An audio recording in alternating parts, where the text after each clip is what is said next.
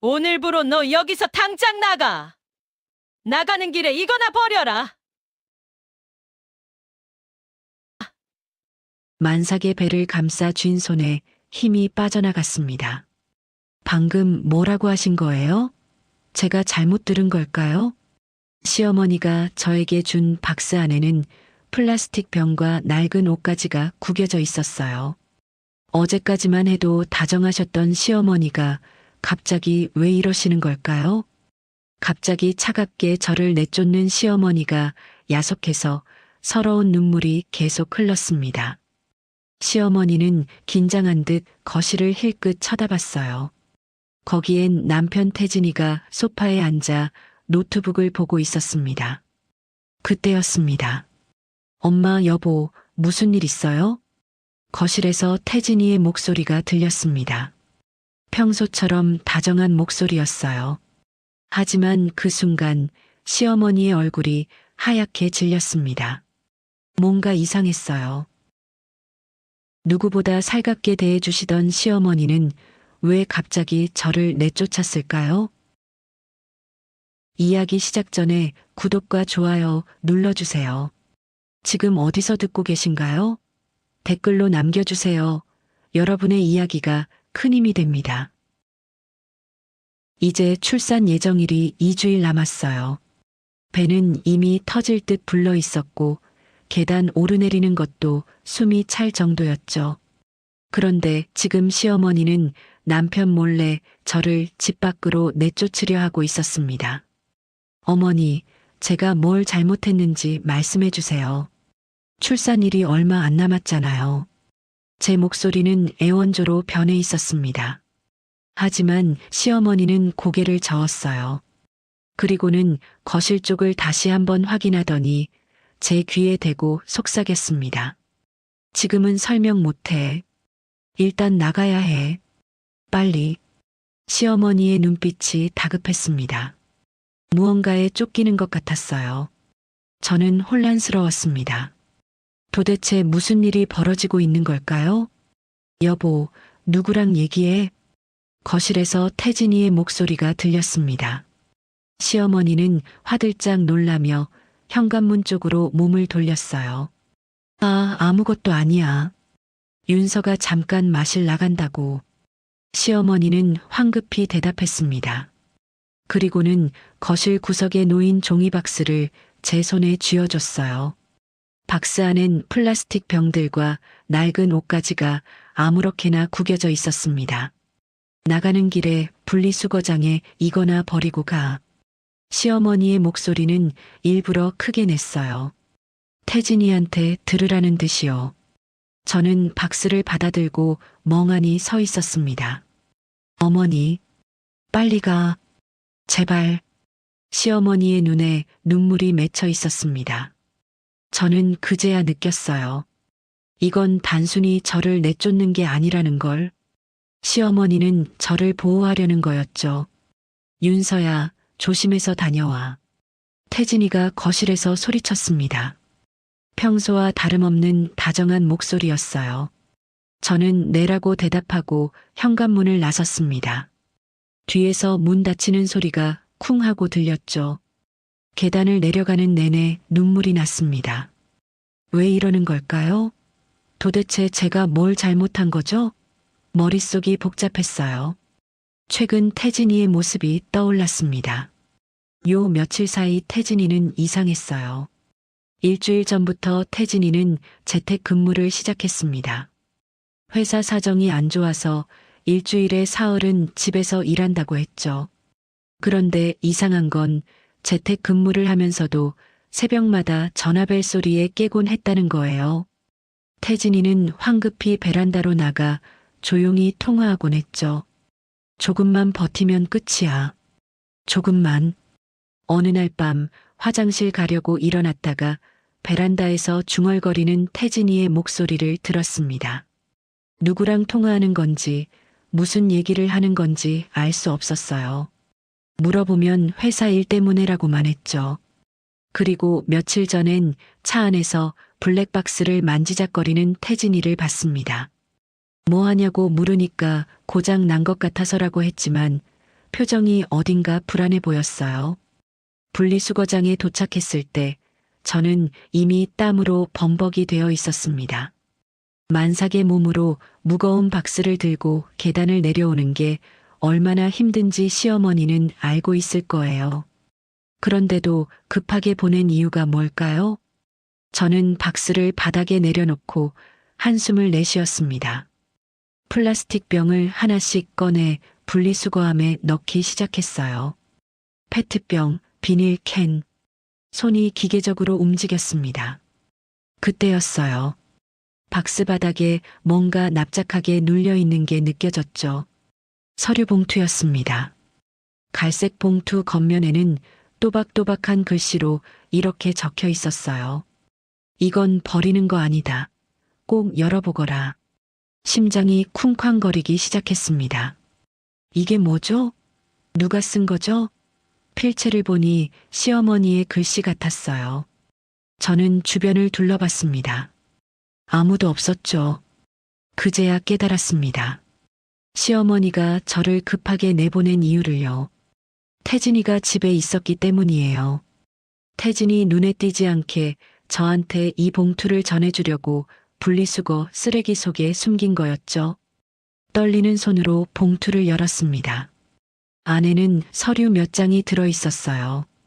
첫 장을 펼치는 순간 저는 숨이 멎는 줄 알았습니다. 보험 증서였습니다. 그런데 이게 보통 보험이 아니었죠. 피보험자 이름 윤서, 수익자 이름 이태진, 보험 금액 15억 원. 손이 바들바들 떨렸습니다. 이게 대체 뭐죠? 저는 이런 보험에 가입한 적이 없어요. 아니, 가입한 기억조차 없습니다. 그런데 어떻게 제 이름으로 15억짜리 보험이 들어있는 거죠? 더 충격적인 건 수익자였습니다. 제 남편 태진이요. 제가 죽으면 태진이가 15억을 받는다는 뜻이었죠. 다음 서류를 펼쳤습니다. 통장 사본이었어요. 예금주는 제 이름이었고 잔액란에는 믿기지 않는 숫자가 찍혀 있었습니다. 20억 원. 저는 그 자리에 주저앉았습니다. 다리에 힘이 풀려버렸거든요. 분리수거장 바닥은 차갑고 거칠었지만 그런 건 느껴지지도 않았어요. 머릿속이 하얗게 비어버렸습니다. 봉투 안에는 메모지가 하나 더 있었습니다.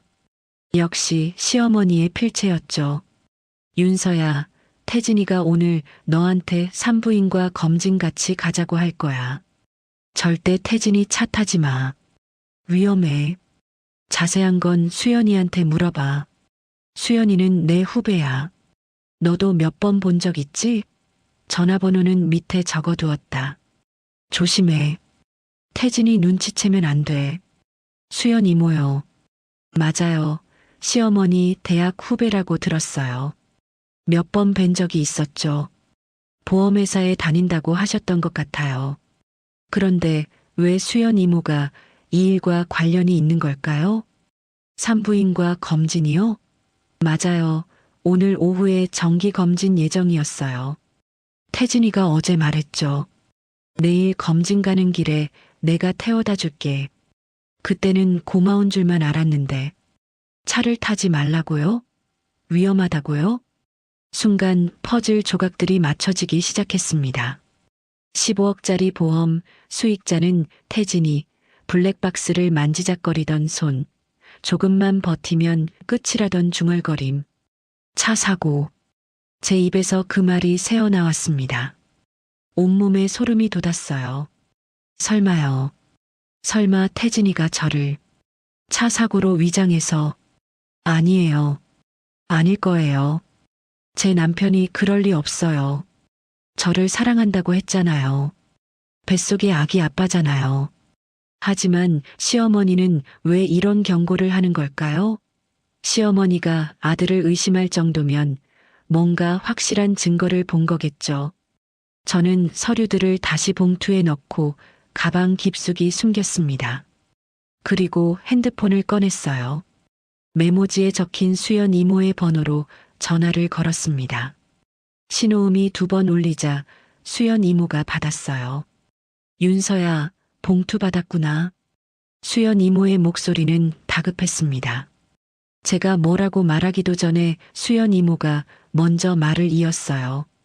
지금 어디야? 집 근처면 절대 안 돼. 당장 사람 많은 곳으로 가. 네. 왜요? 도대체 무슨 일인데요? 제 목소리는 떨렸습니다. 수연 이모는 잠깐 침묵하더니 한숨을 내쉬었어요. 경희 언니가 나한테 부탁했어.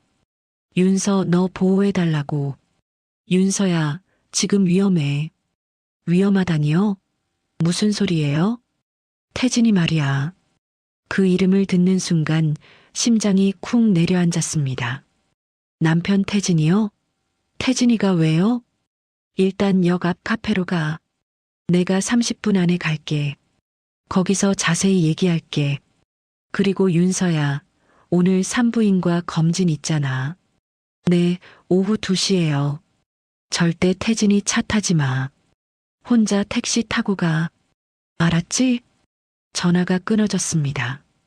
저는 멍하니 핸드폰을 내려다봤어요. 태진이 차를 타지 말라고요?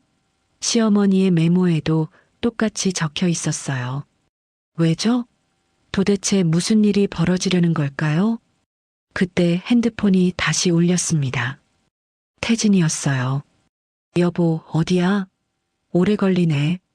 태진이의 목소리는 평소처럼 다정했습니다. 하지만 이제 그 목소리가 낯설게 들렸어요. 분리수거 하는데 시간 좀 걸렸어. 그래, 힘들었겠다. 빨리 올라와. 점심 먹고 오후에 산부인과 가야지. 내가 차로 데려다 줄게. 순간 온몸이 얼어붙었습니다. 차로 데려다 준다고요? 시어머니의 메모가 떠올랐어요. 절대 태진이 차 타지 마. 위험해. 태진아, 나 친구 만나러 갈 것 같아. 오랜만에 연락 왔거든. 산부인과는 혼자 갈게. 뭐?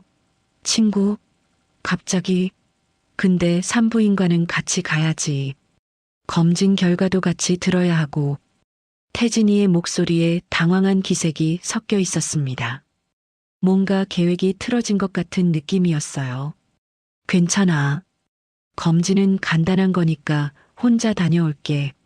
친구가 급하다고 해서 저녁에 들어와서 검진 결과 얘기해 줄게. 잠시 침묵이 흘렀습니다. 태진이는 뭔가 말하려다 멈췄어요. 그래. 그럼 조심해서 다녀와. 몸 무거운데 무리하지 말고.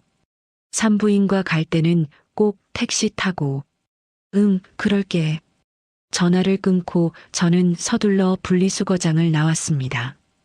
뒤를 돌아보니 우리 집 창문이 보였어요. 태진이가 창가에 서서 저를 내려다보고 있었습니다. 시선이 마주쳤죠. 태진이는 손을 흔들었어요. 저도 어색하게 손을 흔들었습니다. 택시를 타고 가면서도 심장은 진정되지 않았습니다. 기사님이 어디로 가시나요? 하고 물었을 때 저는 떨리는 목소리로 대답했어요. 역 앞 스타벅스로 가주세요. 차창 밖으로 익숙한 풍경들이 지나갔습니다. 저 꽃집에서 태진이가 장미를 사줬었죠. 저 음식점에서 둘이 데이트했고요. 행복했던 기억들이 주마등처럼 스쳐 지나갔어요. 이 모든 게 거짓이었던 걸까요? 카페에 도착했을 때는 오전 11시쯤이었습니다. 사람들이 꽤 많았어요. 저는 구석자리에 앉아 따뜻한 우유를 주문했습니다. 카페인은 안 되니까요. 아기 때문에. 우유를 한 모금 마셨지만 목구멍으로 넘어가지 않았습니다. 가슴이 답답했거든요. 저는 가방에서 봉투를 꺼냈어요. 다시 한번 확인하고 싶었습니다. 혹시 제가 잘못 본 건 아닐까 싶어서요. 하지만 서류는 그대로였습니다. 피보험자 윤서, 수익자 이태진, 보험금 15억 원. 제 눈앞에 선명하게 찍혀 있었죠. 오후 2시 산부인과 검진. 태진이가 차로 데려다 주겠다고 했던 그 약속. 만약 제가 시어머니의 경고를 받지 못했다면 저는 아무것도 모른 채 태진이 차에 탔겠죠. 그리고 그 다음엔 뭐가 벌어졌을까요? 손이 부들부들 떨렸습니다. 제 남편이 저를 아니에요. 생각하고 싶지 않아요. 윤서야. 수연 이모가 카페 문을 열고 들어왔습니다. 숨을 헐떡이는 걸 보니 뛰어온 것 같았어요. 수연 이모는 제 맞은편에 앉더니 제 손을 꽉 잡았습니다. 괜찮아? 태진이가 뭐라고 안 했어? 친구 만난다고 했어요. 그리고 산부인과는 혼자 간다고 했어요. 잘했어. 정말 잘했어. 수연 이모는 안도하며 제 손을 더 꽉 쥐었습니다. 그리고는 주변을 살폈어요. 다른 손님들이 자기 일에 정신이 팔려 있는 걸 확인하고 나서야 작은 목소리로 말했습니다. 윤서야, 태진이가 오늘 너를 차 사고로. 수연 이모는 말을 잇지 못했습니다. 하지만 저는 알아요. 무슨 말을 하려는지. 저를 죽이려고 했다는 거죠? 제 목소리는 차갑게 가라앉아 있었습니다. 수연 이모가 고개를 끄덕였어요. 경희 언니가 사흘 전에 우연히 알게 됐대. 태진이가 박상무라는 사람이랑 통화하는 걸 엿듣고 오늘 산부인과 가는 길에 사고를 내기로 했다는 얘기를 들었대. 저는 그 자리에서 구역질이 났습니다. 남편이요? 제 남편이 저를 죽이려고 계획을 세웠다고요? 뱃속에 아기가 있는데요? 오늘 오후 2시에요? 왜요? 왜 저를 죽이려는 거예요? 제 목소리는 떨렸습니다. 수연 이모는 가방에서 서류 몇 장을 꺼냈어요. 태진이가 빚에 몰려 있어. 5억 넘게. 박상무라는 사람한테 빌린 돈인데 이자가 눈덩이처럼 불어났대. 경희 언니가 알아낸 거야. 5억이요? 저는 그런 거 전혀 몰랐어요. 태진이는 제게 돈 문제로 한 번도 힘들다는 말을 한 적이 없었거든요. 그래서요? 빚이 있으면 갚으면 되는 거 아니에요? 수연 이모가 고개를 저었습니다. 태진이가 그 빚을 갚을 방법이 없어. 그래서 너 보험금으로 갚으려고 한 거야. 내가 받던 15억짜리 보험 말이야. 보험금요? 그럼 제가 보험금 타서 주면 되는 거 아니에요? 제 말에 수연 이모는 잠시 말을 잇지 못했습니다. 그리고는 조심스럽게, 아주 조심스럽게 말했어요. 윤서야, 이 보험은 사망보험이야. 내가 죽어야 보험금이 나와. 세상이 멈춘 것 같았습니다. 귀에서 윙 소리가 났어요. 사망보험이요? 제가 죽어야 나온다고요? 그러니까 태진이가 오늘 오후에 저를 말을 잇지 못했습니다. 차마 입 밖으로 꺼낼 수가 없었거든요. 차 사고로 위장하려고 했던 것 같아. 산부인과 가는 길에 경희 언니가 그 대화를 듣고 급하게 너를 집 밖으로 내보낸 거야. 태진이 눈에 띄지 않게. 저는 소름이 돋았습니다. 그러니까 시어머니가 저를 급하게 내쫓고 분리수거 쓰레기 속에 서류를 숨겨준 이유가 다 있었던 거예요. 태진이가 집에 있었으니까 들키지 않게 하려고요. 최근 태진이의 행동들이 주마등처럼 스쳐 지나갔습니다. 새벽마다 걸려오던 전화, 조금만 버티면 끝이라던 중얼거림, 블랙박스를 만지작거리던 손, 그리고 오늘 내가 태워다 줄게라던 다정한 목소리. 만약 제가 경고를 못 받았으면 태진이 차를 탔겠지. 그리고 오후 2시 어디쯤에서 사고가 났을 거야. 저는 배를 감싸 쥐었습니다. 뱃속에서 아기가 움직였어요. 아무것도 모르는 이 아이도 죽을 뻔했던 거예요. 우리가 너를 지킬 거야. 경희 언니도 나도. 그러니까 너무 무서워하지 마. 하지만 무섭지 않을 수가 없었습니다. 제 남편이 저를 죽이려 했다는 게 믿기지 않았거든요. 그리고 더 무서운 건 지금 이 순간에도 태진이는 제가 왜 산부인과에 안 가는지 의심하고 있을 거라는 거예요. 수연 이모는 가방에서 또 다른 서류를 꺼냈습니다. 이거 봐. 내가 태진이 보험 기록이랑 통장 거래 내역 뽑아왔어. 서류를 펼쳐보니 복잡한 숫자들이 빼곡했습니다. 저는 이런 거 잘 모르거든요. 수연 이모가 손가락으로 하나씩 짚어가며 설명했어요. 여기 봐. 태진이가 석 달 전에 내 명의로 보험을 들었어. 수익자는 원래 태진이었고, 그런데 경희 언니가 한 달 전에 이걸 알아내고 수익자를 윤서 너로 몰래 바꿔놨어. 몰래요? 태진이는 몰라요? 응. 경희 언니가 내 도장이랑 신분증 사본 갖고 있었잖아. 그걸로 변경한 거야. 저는 숨을 깊게 들이마셨습니다. 시어머니가 그렇게까지 해주신 거예요. 아들을 배신하면서까지 저를 살리려고. 그리고 이 통장 내역 봐. 경희 언니 명의 계좌에서 내 명의 계좌로 20억이 이체됐어. 한 달 전에. 20억이요? 그게 다 어머니 돈이에요? 수연 이모가 고개를 끄덕였습니다. 경희 언니가 젊었을 때 사업 잘하셨잖아. 부동산이랑 주식으로 재산을 많이 모으셨대. 그런데 태진이가 사업 실패하고 빚을 지면서 경희 언니한테 계속 돈을 달라고 했나 봐. 그래서요? 경희 언니는 안 줬대.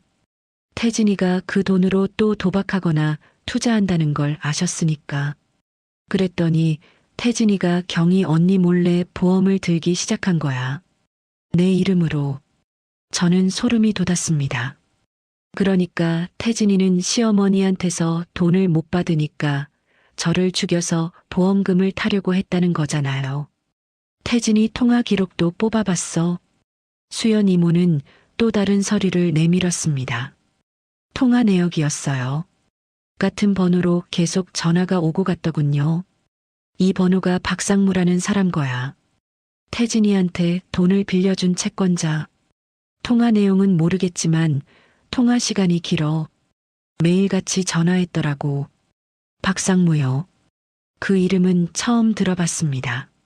하지만 분명 태진이를 끝까지 몰아붙인 사람이겠죠. 수연 이모, 그럼 이제 어떻게 해야 해요? 저는 떨리는 목소리로 물었습니다. 수연 이모는 잠깐 생각하더니 말했어요.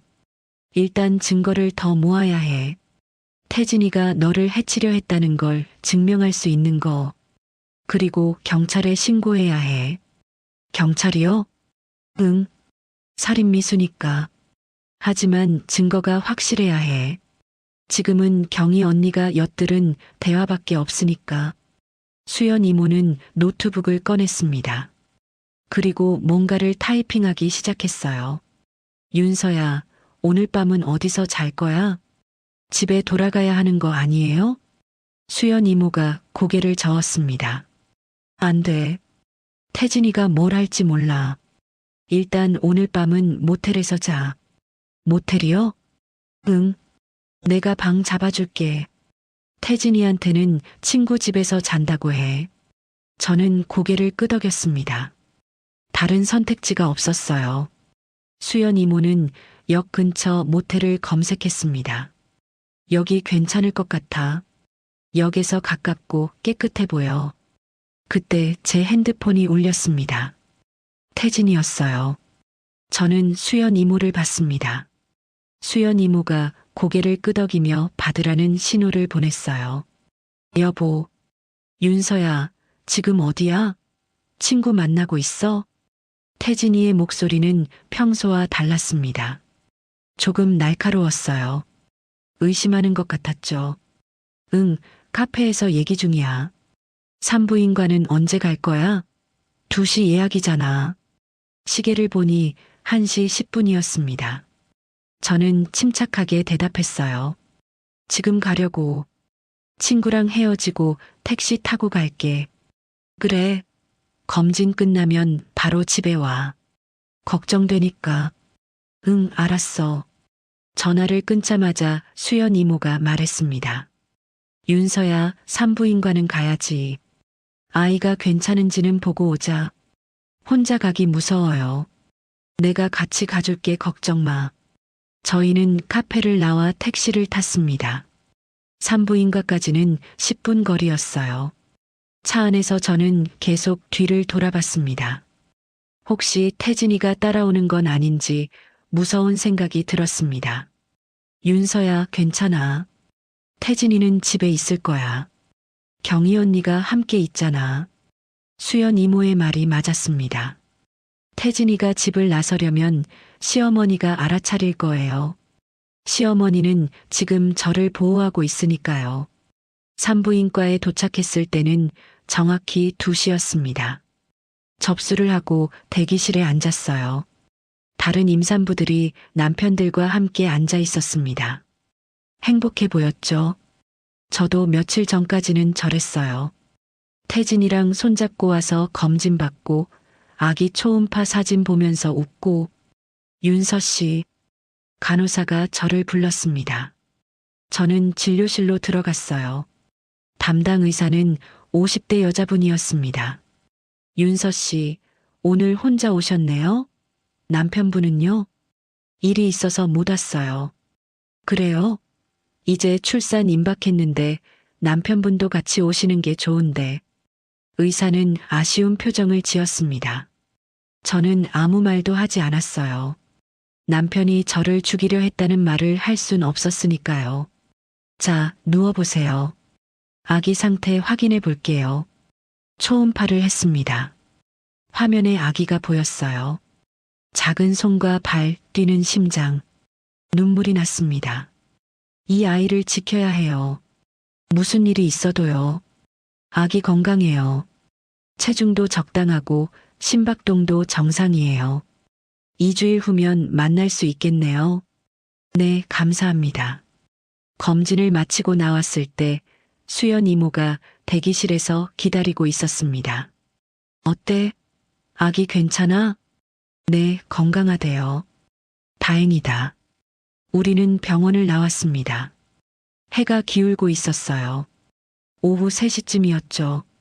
그리고 우리는 역 근처 마트에 들렀어요. 속옷과 세면도구, 간단한 옷가지를 샀습니다. 그리고 모텔로 갔죠. 모텔은 조용했습니다. 수연 이모가 프런트에서 방을 잡아줬어요. 2층 끝방이었습니다. 윤서야, 여기서 오늘 밤 자. 내일 아침에 다시 연락할게. 그동안 나는 경희 언니 만나서 계획 세울게. 혼자 있어도 괜찮을까요? 문 잘 잠그고 있으면 괜찮아. 누가 찾아오면 절대 문 열지 마. 수연 이모가 떠나고 나자 방 안은 너무 조용했습니다. 저는 침대에 앉았어요. 딱딱한 매트리스가 불편했지만 신경 쓸 여유가 없었습니다. 핸드폰이 울렸습니다. 태진이었어요. 받아야 할까요? 수연 이모는 연락하지 말라고 했지만 안 받으면 더 의심할 것 같았어요. 저는 전화를 받았습니다. 여보, 검진 잘 받았어? 응, 아기 건강하대. 그래, 다행이다. 지금 어디야? 집에 와. 아니, 친구가 저녁 먹자고 해서. 오늘 친구 집에서 자고 내일 아침에 갈게. 잠시 침묵이 흘렀습니다. 태진이는 숨소리만 들렸어요. 갑자기, 너 요즘 이상해. 무슨 일 있어? 아무 일 없어. 그냥 친구가 오랜만에 보자고 해서. 어느 친구인데? 이름이 뭐야? 태진이의 목소리가 날카로워졌습니다. 저는 당황했어요. 거짓말을 준비하지 않았거든요. 대학 동창이야. 수진이? 수진이? 그 친구 결혼해서 부산 산다며? 제 거짓말이 들통났습니다. 태진이는 제 친구들을 다 알고 있었어요. 저는 입술을 깨물었습니다. 아, 수진이 아니고 회사 동료. 이름이 비슷해서 헷갈렸어. 회사 동료? 너 임신하고 일 그만뒀잖아. 무슨 회사 동료야? 태진이의 목소리는 점점 의심으로 가득 찼습니다. 저는 어떻게 대답해야 할지 몰랐어요. 윤서야, 너 지금 어디 있어? 정확히 말해. 친구 집이라니까. 거짓말하지 마. 너 뭔가 숨기고 있어. 엄마가 너한테 뭐라고 한 거야? 순간 가슴이 철렁했습니다. 태진이가 시어머니를 의심하고 있었어요. 어머니는 아무 말도 안 하셨어. 그냥 나가라고만 하셨어. 왜 갑자기 너를 내보냈겠어? 분명 이유가 있을 거야. 윤서야, 나한테 솔직히 말해. 저는 입을 다물었습니다. 뭐라고 대답해야 할지 몰랐거든요. 태진이는 한참을 기다리다가 말했어요. 알았어. 내가 말 안 하면 내가 알아낼게. 엄마한테 물어볼 거야. 태진아, 어머니한테 뭐라고 하지 마. 어머니는 아무 잘못 없어. 그럼 내가 말해. 도대체 무슨 일이야? 저는 전화를 끊어버렸습니다. 더 이상 대화할 수 없었어요. 태진이는 계속 전화를 걸어왔지만 받지 않았습니다. 잠시 후 문자가 왔습니다. 윤서야, 뭔가 오해가 있는 것 같아. 집에 와서 얘기하자. 나 기다릴게. 저는 핸드폰을 침대 옆에 놓았습니다. 그리고 창밖을 내다봤어요. 어둠이 내리고 있었습니다. 배에서 꼬르륵 소리가 났습니다. 아침부터 제대로 먹은 게 없었거든요. 저는 가방을 뒤져 지갑을 꺼냈습니다. 현금이 3만 원 남짓 있었죠. 1층 편의점에서 김밥이랑 우유를 사왔습니다. 김밥을 베어 물었지만 목으로 넘어가지 않았어요. 억지로 삼키고 우유로 밀어 넣었습니다. 아기를 위해서라도 먹어야 했으니까요. 밤이 깊어갔습니다. 핸드폰이 다시 울렸어요. 이번엔 모르는 번호였습니다. 저는 받지 않았어요. 하지만 문자가 왔죠. 윤서 씨, 나 박상무라고 해. 태진이 아내 맞지? 박상무요. 그 채권자요. 저는 숨이 막혔습니다. 어떻게 제 번호를 알았죠? 태진이한테 들었어. 아내가 집 나갔다고. 걱정 많이 하던데. 지금 어디야? 저는 문자를 무시했습니다. 하지만 박상무는 계속 문자를 보냈어요. 윤서 씨, 답장 좀 해줘. 태진이가 나한테 빚이 있거든. 많이. 근데 갚을 능력이 안 돼. 그래서 부부가 같이 책임져야 하는 거 아닌가? 저는 몰랐어요. 남편 빚. 저도 모르게 답장을 보내고 말았습니다. 곧바로 전화가 걸려왔어요. 박상무였습니다. 저는 떨리는 손으로 전화를 받았습니다. 윤서 씨? 낯선 남자 목소리였습니다. 나이 든 목소리였어요. 쉰 목소리였죠. 누구세요? 나는 박상무라고 해. 태진이 아내 맞지? 네. 몰랐든 알았든 상관없어. 부부는 한 몸이니까. 그렇지? 박상무의 목소리는 점점 낮아졌습니다. 협박하는 투였어요. 윤서 씨, 집으로 돌아가. 남편이랑 같이 있어야 해. 그래야 일이 진행되니까. 싫어요. 안 돌아갈 거예요. 그럼 내가 직접 윤서 씨 찾아서 집에다 모셔놔야겠네. 전화가 끊어졌습니다. 저는 온몸이 얼어붙었어요. 박상무가 저를 찾겠다고요? 어떻게요? 저는 곧장 수연 이모에게 전화했습니다. 수연 이모, 박상무라는 사람한테 전화 왔어요. 뭐, 어떻게 윤서 너 번호를 알았지? 태진이가 알려줬나 봐요. 저보고 집으로 돌아가래요. 안 그러면 찾아오겠대요. 수연 이모는 잠시 침묵했습니다. 그리고는 단호하게 말했어요. 윤서야, 절대 움직이지 마. 내일 아침에 내가 갈게. 그때까지 방 안에만 있어. 문 잘 잠그고. 네. 전화를 끊었지만 두려움은 사라지지 않았습니다. 박상무는 어떤 사람일까요? 정말 저를 찾을 수 있을까요? 저는 다시 서류들을 가방 깊숙이 넣었습니다. 그리고 방문 앞에 의자를 끌어다 놓았어요. 누가 문을 열려고 하면 의자가 넘어지며 소리가 날 거예요. 그럼 제가 깰 수 있겠죠. 창문도 확인했습니다. 잠금 장치를 2번 확인했어요. 2층이니까 올라올 순 없겠지만 그래도 불안했습니다. 다시 침대에 누웠습니다. 배를 쓰다듬었어요. 아기는 조용했습니다. 잠든 것 같았죠. 아가야, 엄마가 지켜줄게. 아무도 우리를 해치지 못하게 할 거야. 저는 작게 속삭였습니다. 그리고 눈을 감았어요. 잠을 자야 했습니다. 내일을 위해서. 하지만 눈을 감아도 잠은 오지 않았죠. 복도에서 발소리가 들렸습니다. 누군가 천천히 걷고 있었어요. 제 방 앞에서 멈추는 것 같았습니다. 저는 숨을 죽였어요. 문손잡이가 돌아가는 소리가 들렸습니다. 누군가 문을 열려고 하고 있었어요. 하지만 잠금 장치 때문에 열리지 않았죠. 발소리는 다시 멀어졌습니다.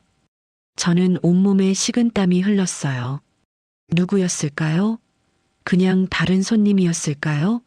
아니면 새벽이 되어서야 잠이 들었습니다. 얕은 잠이었죠. 조금만 소리가 나도 깼습니다. 그렇게 밤을 보냈어요. 아침이 밝았을 때 저는 창밖을 내다봤습니다. 모텔 주차장에 낯선 차 한 대가 서 있었어요.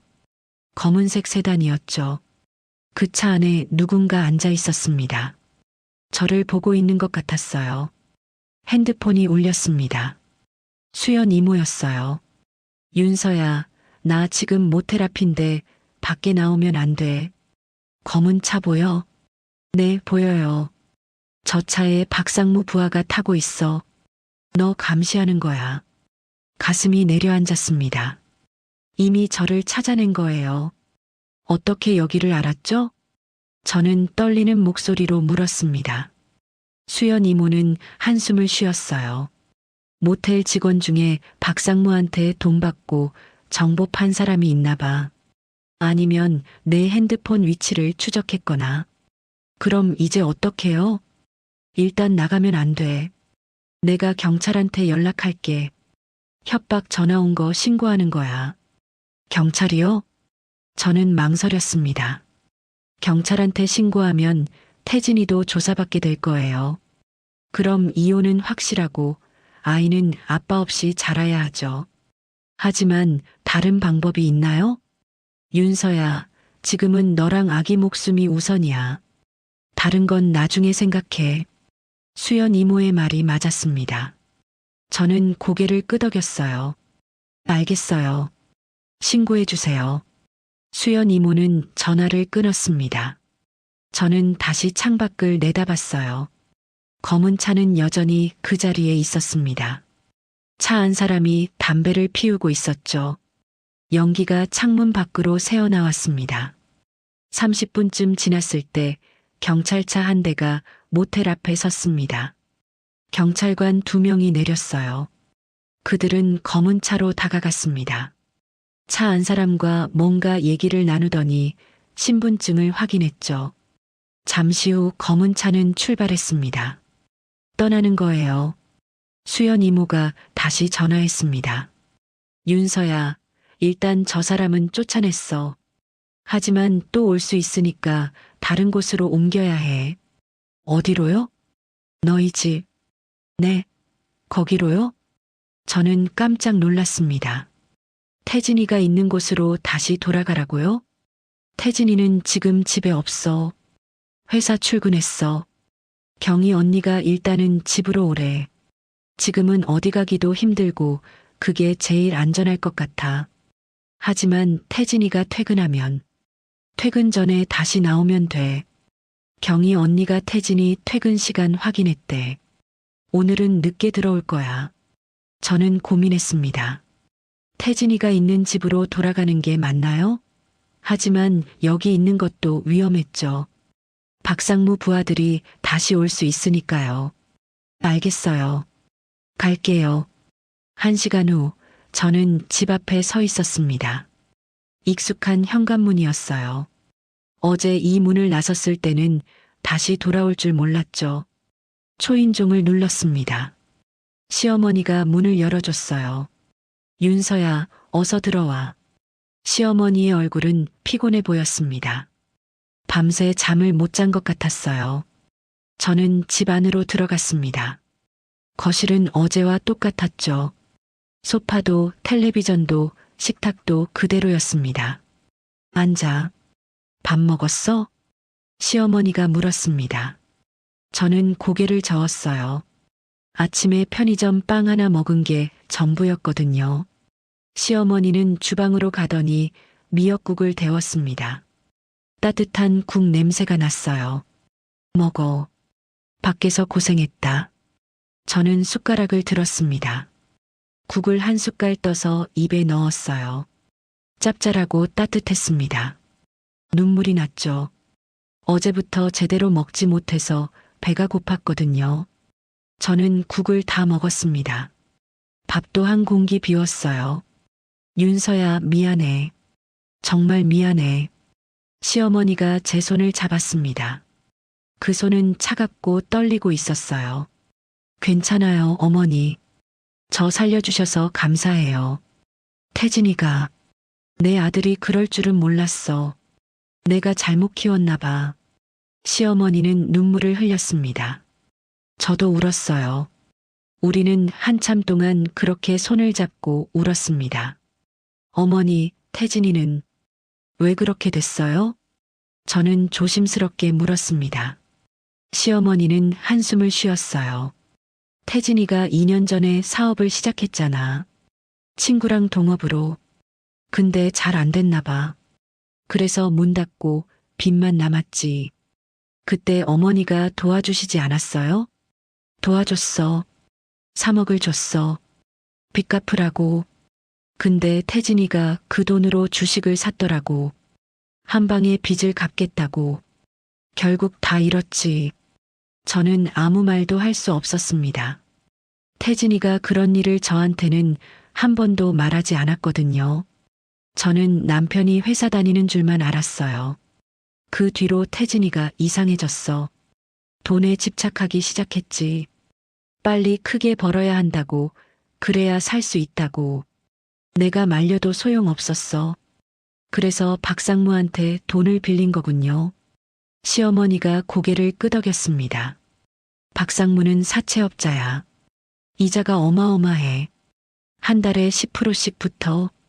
태진이가 처음엔 5천만 원 빌렸는데 2년 만에 5억이 됐어. 5억이요? 응. 갚을 길이 없었지. 그래서 태진이가 너를. 시어머니는 말을 잇지 못했습니다. 저는 알아요.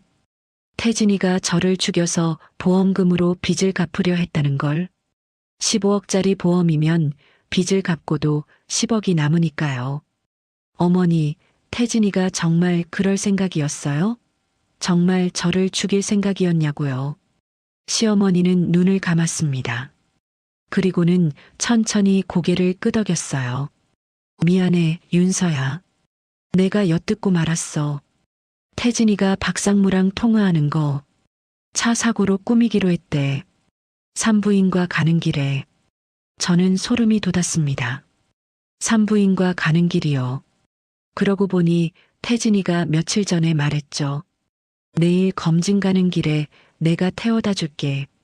그게 사고를 내려던 날이었던 거예요. 그래서 어머니가 절 내쫓으신 거군요.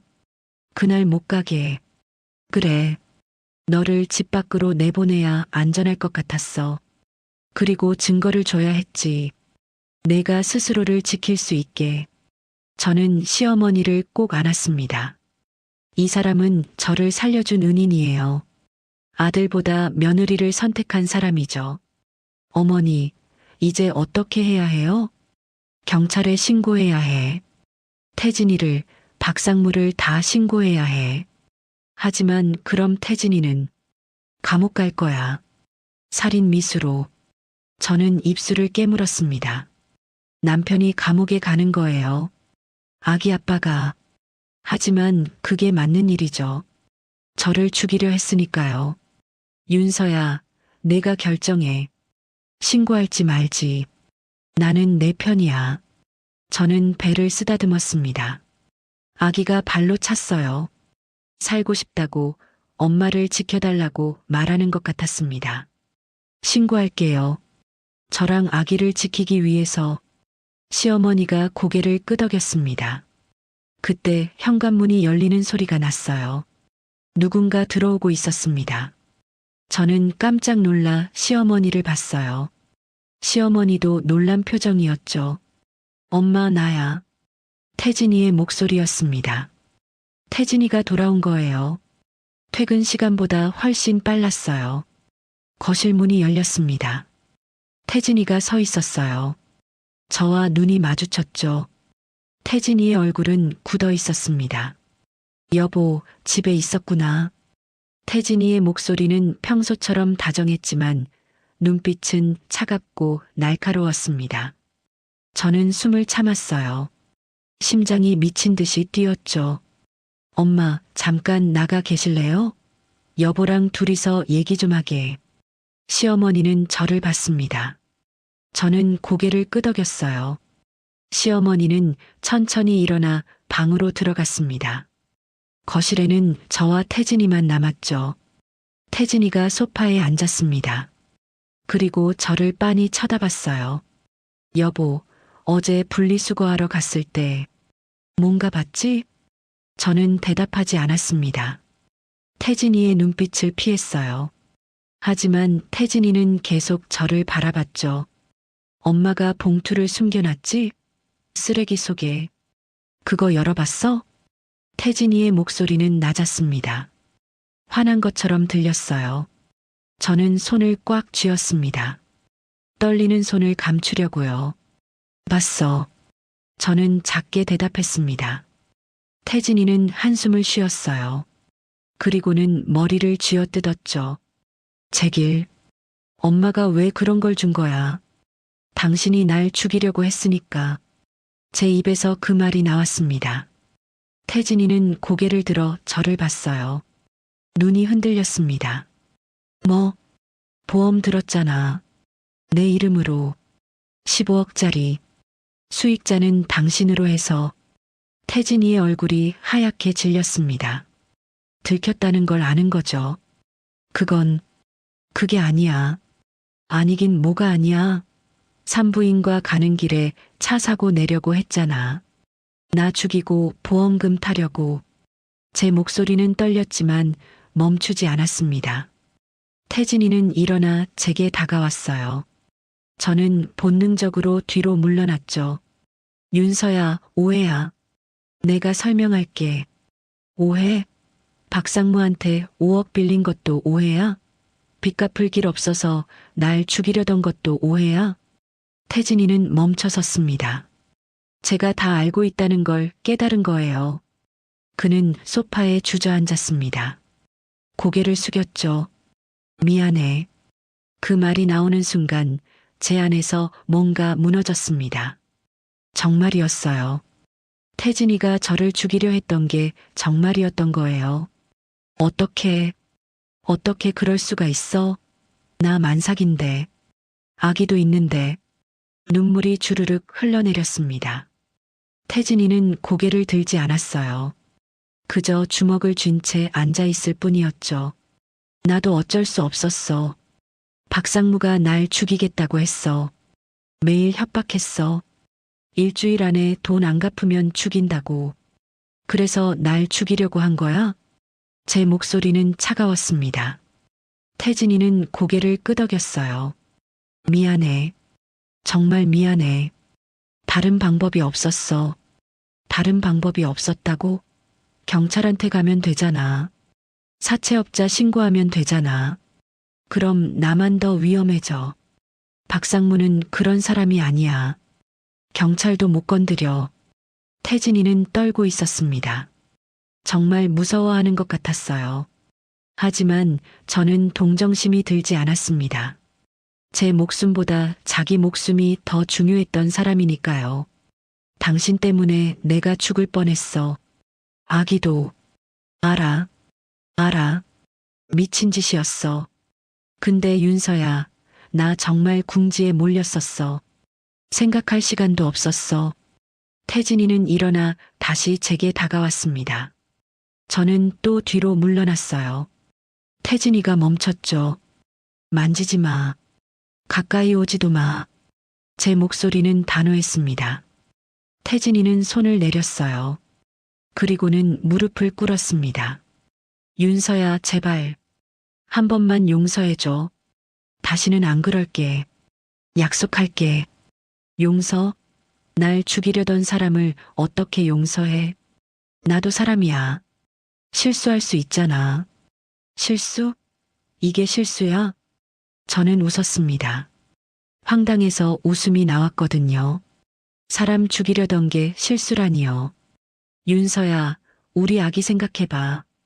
아빠 없이 크면 얼마나 힘들겠어. 그 말에 저는 화가 났습니다. 진짜 화가 났어요. 아기 생각은 내가 해야지. 아기 엄마 죽이려고 했잖아. 그럼 아기도 죽는 거야. 그걸 생각이나 했어? 태진이는 대답하지 못했습니다. 그저 고개만 숙이고 있었죠. 나가. 제가 말했습니다. 태진이가 고개를 들었어요. 뭐? 나가라고. 당장. 아니면 내가 나갈게. 윤서야, 제발. 싫어. 더 이상 당신이랑 같은 공간에 있기 싫어. 저는 방으로 들어갔습니다. 문을 닫고 잠갔어요. 밖에서 태진이가 문을 두드렸습니다. 윤서야, 문 열어. 얘기 좀 하자. 싫어. 나가. 안 나가면 경찰 부를 거야. 태진이의 두드림이 멈췄습니다. 잠시 침묵이 흘렀어요. 그리고는 발소리가 멀어졌습니다. 현관문이 열리고 닫히는 소리가 들렸죠. 태진이가 나간 거예요. 저는 바닥에 주저앉았습니다. 온몸에 힘이 빠졌거든요. 시어머니가 방문을 두드렸어요. 윤서야, 괜찮아? 저는 문을 열었습니다. 시어머니가 들어와 저를 안아줬어요. 저는 시어머니 품에서 울었습니다. 한참을 울었죠. 이제 어떻게 해야 해요? 제가 물었습니다. 시어머니는 제 등을 토닥였어요. 경찰에 신고해야 해. 더 이상 미룰 수 없어. 네. 저는 고개를 끄덕였습니다. 수연 이모가 도착한 건 30분 후였어요. 수연 이모는 경찰과 함께 왔습니다. 경찰관 2명이었죠. 윤서 씨, 진술해 주시겠어요? 경찰관이 물었습니다. 저는 고개를 끄덕였어요. 그리고 처음부터 끝까지 다 말했습니다. 태진이가 빚에 몰렸다는 것, 보험을 들었다는 것, 차 사고를 계획했다는 것, 박상무가 협박했다는 것, 모든 걸 말했어요. 경찰관은 메모를 했습니다. 그리고는 서류 봉투를 받죠. 보험 증서와 통장 사본을 확인했습니다. 이거 증거로 쓰일 수 있습니다. 남편분 체포할 수 있을 것 같아요. 박상무도요? 수연 이모가 물었습니다. 경찰관이 고개를 끄덕였어요. 사채업과 협박죄로 조사할 겁니다. 윤서 씨가 받은 협박 전화도 기록 남아있으니까요. 저는 안도했습니다. 이제 끝나는 거예요. 태진이도 박상무도 처벌받을 거예요. 윤서 씨, 남편분 연락처 알려주시겠어요? 저는 태진이의 전화번호를 알려줬습니다. 경찰관은 메모했어요. 곧 연락해서 출석 요구할 겁니다. 만약 도주하면 체포영장 발부하고요. 네, 알겠습니다. 경찰관들이 떠났습니다. 저는 소파에 앉았어요. 수연 이모가 옆에 앉았죠. 윤서야, 잘했어. 용기 낸 거. 이게 맞는 거겠죠? 당연하지. 너랑 아기 목숨이 제일 중요해. 저는 배를 쓰다듬었습니다. 아기는 조용했어요. 잠든 것 같았죠. 이제부터 어떻게 살아야 하나. 제 말에 시어머니가 손을 잡았습니다. 우리가 도와줄게. 나랑 수연이. 윤서야, 넌 혼자가 아니야. 저는 고개를 끄덕였습니다. 눈물이 또 났지만 이번엔 슬픔이 아니었어요. 안도감이었죠. 살았다는 안도감이었습니다. 핸드폰이 울렸습니다. 태진이었어요. 저는 받지 않았습니다. 문자가 왔죠. 윤서야, 미안해. 정말 미안해. 나 경찰서 간다. 자수할게. 너랑 아기 행복하게 살아. 사랑해. 저는 문자를 읽고 핸드폰을 내려놨습니다. 사랑한다고요? 사랑하는 사람을 죽이려고 하나요? 그건 사랑이 아니에요. 집착이고 이기심이죠. 윤서야, 괜찮아? 시어머니가 물었습니다. 저는 고개를 끄덕였어요. 네, 괜찮아요. 이제 진짜 끝난 것 같아요. 하지만 마음 한구석은 여전히 아팠습니다. 사랑했던 사람이 저를 배신했다는 게 믿기지 않았거든요. 하지만 이겨내야 했죠. 아기를 위해서라도. 그날 저녁 경찰에서 다시 연락이 왔습니다. 태진이가 경찰서에 자수했다는 거예요. 그리고 박상무도 체포됐다고 했죠. 윤서 씨, 남편분이 자백했습니다. 보험 가입한 것, 차 사고 계획한 것 전부 인정했어요. 그래요. 저는 복잡한 심정이었습니다. 태진이가 자백했다니. 그럼 정말로 저를 죽이려 했던 거예요. 내일 정식으로 조사 들어갈 겁니다.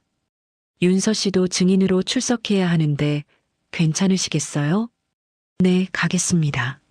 전화를 끊고 저는 창밖을 내다봤습니다. 해가 지고 있었어요. 붉은 노을이 하늘을 물들였죠. 윤서야, 저녁 먹어야지. 시어머니가 부엌에서 소리쳤습니다. 저는 식탁으로 갔어요. 시어머니가 된장찌개와 생선구이를 차려놨습니다. 따뜻한 밥 냄새가 났죠. 많이 먹어. 아기한테 영양 가야지. 저는 밥을 한 숟갈 떠서 입에 넣었습니다. 목구멍으로 넘어갔어요. 오늘 처음으로 제대로 먹는 것 같았습니다. 수연 이모도 함께 식사를 했습니다. 우리 셋은 조용히 밥을 먹었어요. 말은 없었지만 편안했습니다. 서로가 있다는 것만으로도 위로가 됐죠. 식사를 마치고 설거지를 하는데 초인종이 울렸습니다. 저는 깜짝 놀랐어요. 누구죠? 태진이가 다시 온 건 아니겠죠? 시어머니가 인터폰을 확인했습니다. 그리고는 문을 열었어요. 경찰관이었습니다. 경희 씨 댁 맞죠? 박상무 관련해서 추가 조사가 필요해서 왔습니다. 경찰관은 들어와 서류를 꺼냈습니다. 박상무가 자백했습니다. 이태진 씨와 공모해서 윤서 씨 살해를 계획했다고요. 보험금을 받으면 빚과 이자를 받고 나머지는 이태진 씨가 갚기로 했대요. 저는 소름이 돋았습니다. 공모라니요. 태진이와 박상무가 함께 계획을 세운 거예요. 그리고 박상무가 윤서 씨를 협박한 통화 녹음도 확보했습니다. 이거면 충분한 증거가 됩니다. 경찰관은 저를 봤습니다. 윤서 씨, 내일 경찰서에 오시면 정식으로 조서 작성하겠습니다. 오전 10시에 오실 수 있으세요? 네, 가겠습니다. 경찰관이 떠나고 나자 저는 다시 소파에 앉았습니다. 머릿속이 복잡했어요. 태진이가 박상무와 함께 저를 죽이려 했다니. 얼마나 오래 계획했던 걸까요? 윤서야, 너무 생각하지 마. 이제 다 끝났어. 수연 이모가 제 어깨를 토닥였습니다. 근데 저 궁금한 게 있어요. 어떻게 어머니가 태진이 계획을 알게 되신 거예요? 수연 이모가 시어머니를 봤습니다. 시어머니가 한숨을 쉬었어요. 사흘 전이었어. 태진이가 베란다에서 통화하고 있었는데 나도 모르게 문 앞을 지나가다가 들었어. 산부인과 가는 길에 급브레이크 밟아서 충돌 사고 낼 거야. 에어백은 미리 빼놓고. 그 소리를 듣는 순간 소름이 돋았지. 저는 숨이 막혔습니다. 에어백까지 빼놓으려 했다고요? 제가 확실히 죽게 하려고요? 그래서 그날 밤 수연이한테 급하게 연락했어. 보험 확인해 달라고. 그랬더니 석 달 전에 윤서 너 명의로 15억짜리 사망보험이 들어있더라고. 수익자는 태진이었고, 그래서 수익자를 저로 바꾸신 거군요. 응. 혹시라도 사고가 나더라도 태진이가 돈을 못 받게 하려고. 그리고 내 재산도 내 명의로 옮겼어. 20억. 시어머니는 제 손을 꽉 잡았습니다. 윤서야, 그 돈은 내 거야. 내가 새로운 삶을 살 수 있게 해주는 거야. 아기 키우면서 당당하게 살 수 있게. 어머니, 저는 또 울었습니다. 시어머니는 아들을 버리고 저를 선택해 주셨어요. 그 마음이 얼마나 무거웠을까요? 고맙습니다, 어머니. 정말 고마워요. 우리 손주 지킨 거야. 당연한 일이지. 그날 밤 저는 시어머니 집 안방에서 잤습니다. 편안한 침대였어요. 오랜만에 제대로 잘 수 있을 것 같았죠. 잠들기 전 저는 배를 쓰다듬었습니다. 아가야, 오늘 힘든 하루였어. 하지만 엄마가 너를 지켜냈어. 이제 우리는 안전해. 곧 세상에 나올 텐데 엄마가 최선을 다해 사랑해 줄게. 할머니도 있으니까 우리는 괜찮을 거야. 아기가 발로 찼습니다. 대답하는 것 같았어요. 저는 미소 지었습니다. 핸드폰이 마지막으로 울렸습니다. 태진이었어요. 이번엔 받지 않았습니다. 문자가 왔죠. 윤서야, 마지막으로 할 말이 있어. 나는 정말 너를 사랑했어. 근데 돈 때문에 미쳐버렸나 봐. 용서 못해도 괜찮아. 나도 날 용서 못하겠어. 아기 잘 키워줘. 미안해. 저는 문자를 읽고 핸드폰을 끄려다가 멈췄습니다. 그리고 답장을 보냈어요.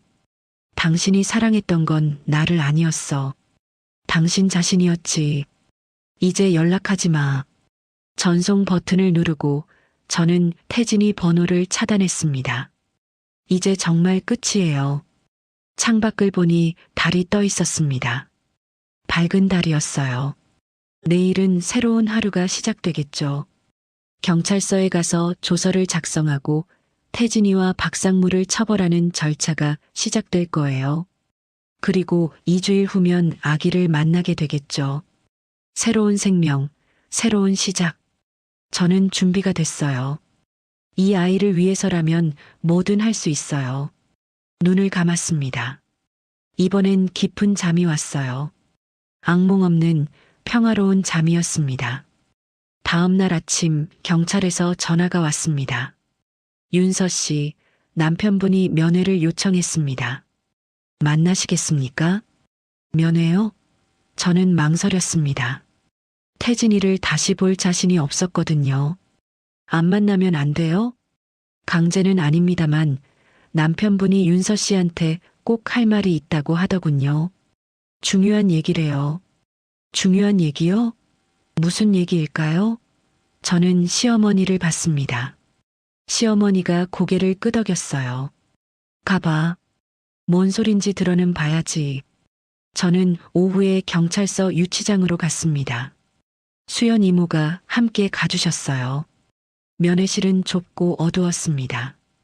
투명한 아크릴 판넬이 가운데 있었고 양쪽에 의자가 놓여 있었죠. 잠시 후 태진이가 들어왔습니다. 수갑을 찬 채였어요. 얼굴은 더 수척해져 있었고 눈 밑에 다크서클이 짙었습니다. 태진이가 의자에 앉았습니다. 저도 앉았어요. 아크릴 판넬 너머로 서로를 바라봤죠. 윤서야. 태진이의 목소리는 떨렸습니다. 저는 아무 말도 하지 않았어요. 와줘서 고마워. 안 올 줄 알았어. 무슨 얘기하려고 부른 거야? 제 목소리는 차가웠습니다. 태진이는 고개를 숙였어요. 너한테 말해줘야 할 게 있어. 박상무 얘기. 박상무가 왜? 그 사람이 어제 보석으로 나왔어. 저는 심장이 철렁 내려앉았습니다. 박상무가 체포됐다고 들었는데요. 무슨 소리야? 박상무 잡혔잖아. 변호사가 보석 신청했대. 도주 우려 없다고. 그래서 5억에 풀려났어. 태진이는 손을 떨며 말했습니다. 윤서야, 박상무는 지금 화가 잔뜩 나 있어. 나 때문에 돈도 못 받고 사채업으로 조사까지 받게 됐으니까. 어제 유치장으로 전화를 했어. 뭐라고 했는데? 윤서, 내가 신고만 안 했어도 이렇게 안 됐을 거라고. 내가 조용히 있었으면 보험금 타서 빚 갚고 끝날 일이었는데 내가 다 망쳤다고.